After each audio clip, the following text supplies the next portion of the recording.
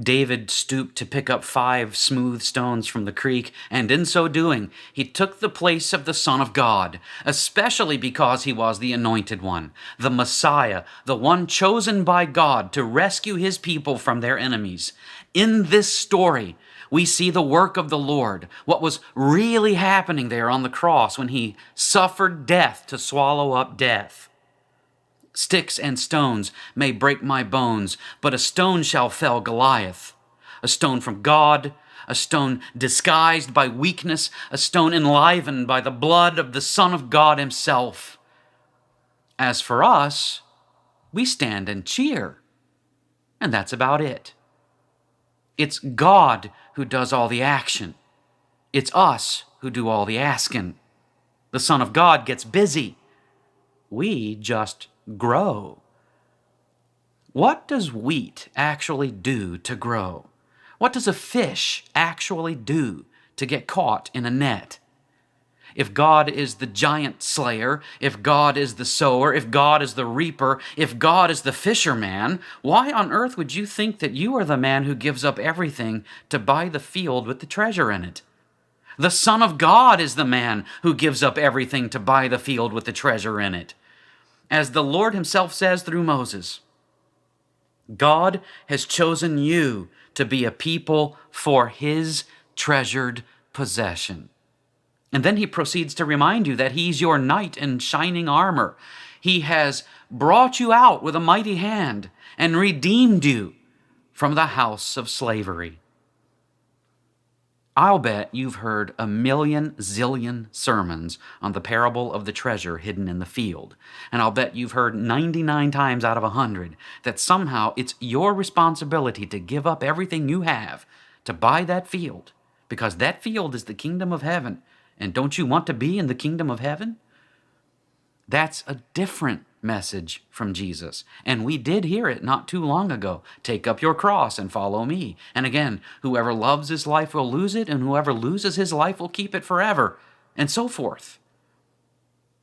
Again, the kingdom of heaven is like a merchant in search of fine pearls, who, on finding one pearl of great value, went and sold all that he had and bought it. God has chosen you to be a people for his treasured possession. He has redeemed you from the house of slavery. This series of parables is all about redemption. Redemption, that thing where you go take a coupon to the grocery store for 75 cents off your favorite Greek yogurt. It's a financial metaphor, which we actually confess in Luther's Small Catechism. Here's what he teaches us about Jesus in the Apostles' Creed. Now listen for the financial language.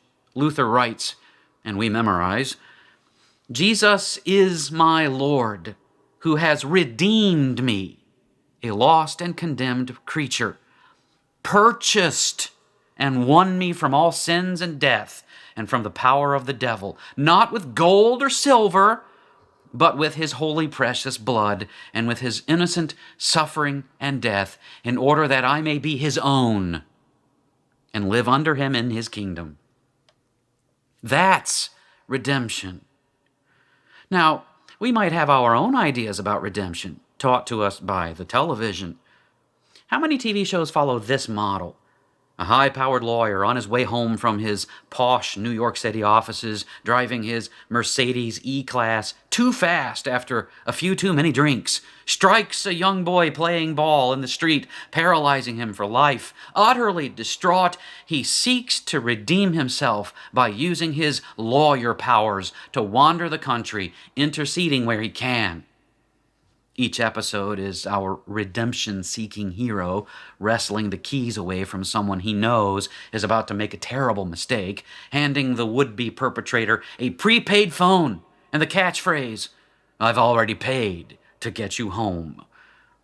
On the phone is the Uber app, the ride-sharing business which has reduced drunk driving accidents by untold numbers, a taxi-like service which gets you home when you've had too much to drive yourself. Now that the lawyer is one step closer to redemption, we hear the tagline of this television melodrama.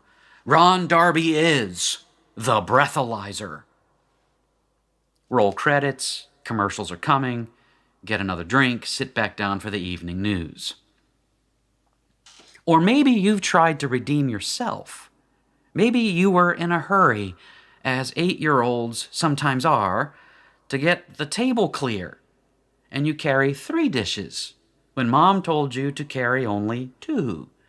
The odd man out tumbles from your hands because you haven't quite figured out that even after you lick them clean, buttery fingers make fine china very slippery, and Mom's favorite creamer smashes into 6 or 7 pieces across the kitchen floor. Ah, but now you are very sorry, and before Mom yells at you, you begin to cry because you know it's your fault, and you bend down to pick up the pieces, and you carefully and very sorrowfully clear the rest of the Thanksgiving dishes, and you wash all of them by yourself, standing on the little chair. It would take a heart of stone for a mother not to forgive her little one, unless it was a very nice creamer. At the kitchen sink, you have redeemed yourself with your mother. With God, you cannot redeem yourself. We are in a condition of slavery, born into bondage according to the will of Adam and his wife. And no amount of dishwashing will replace what was broken by sin. No amount of preventing other people from doing wrong will undo the consequences of sin. We are powerless. We are soil without seed. We are pearls beneath the sea. We are treasure buried in a field. We are dead and buried. We are born dead and buried. You know in your heart that it is way better for God to redeem you than for you to redeem God. What does wheat do to grow? What does a fish do to get caught in a net? What does a pearl do to be found? What does buried treasure do to be found?